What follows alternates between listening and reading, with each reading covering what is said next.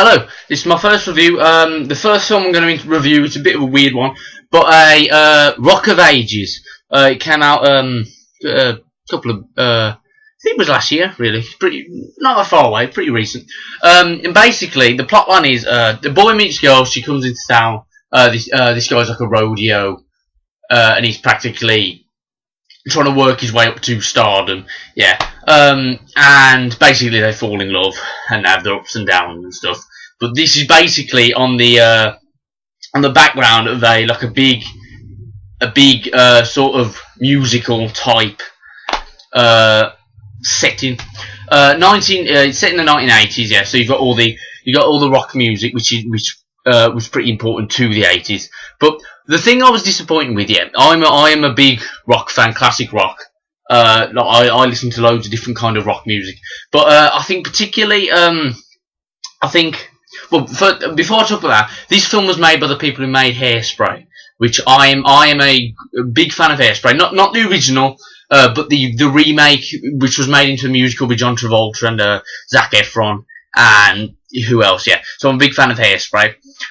This is nowhere close to Hairspray. I know I shouldn't be comparing them, but if they're made by the same people, I would have thought it had the same sort of tone to it, and it's not up to Hairspray standards. However, it was okay. I mean, the first time I watched it, I thought, oh, this is a bit bad. But after I watched it again, because my sister had it on, and I thought, it's not that bad. I mean, the song, let's go back to the songs. The songs are pretty light, but I mean, I can't see them.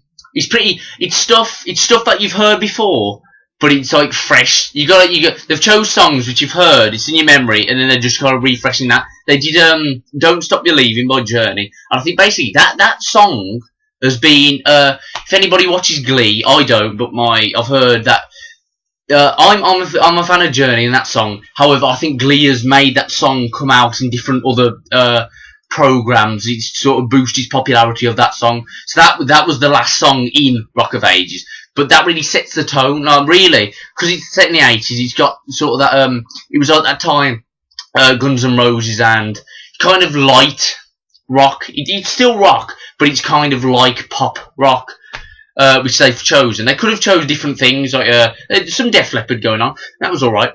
But they could have used more songs. I don't know if that was about the copyright or using other people's songs, which was a problem. But yeah.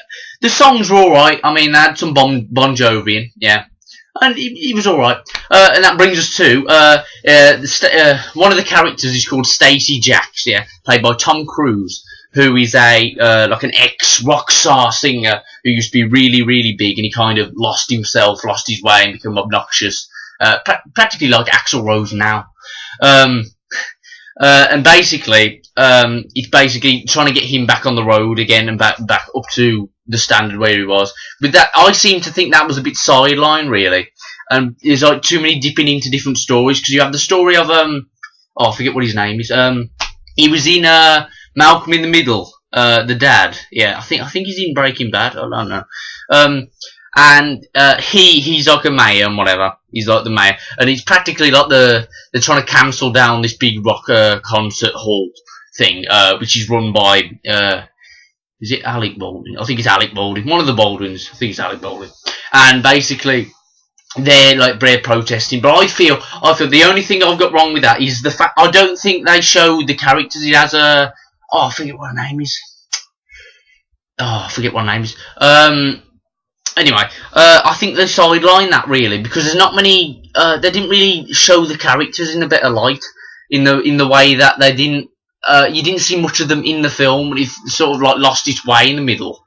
But however, it was alright. Tom Cruise's voice is good, and I do think Tom Cruise, he has one of the best entrances I've ever seen Tom Cruise do. The fact that he's lying on the bed, his manager comes in, yeah, lying on the bed, and just 4 women, yeah, just surrounded by him. He sort of comes out of the women. That is like, if I want to wake up, yeah, that is how I want to wake up. Yeah, classic beginning.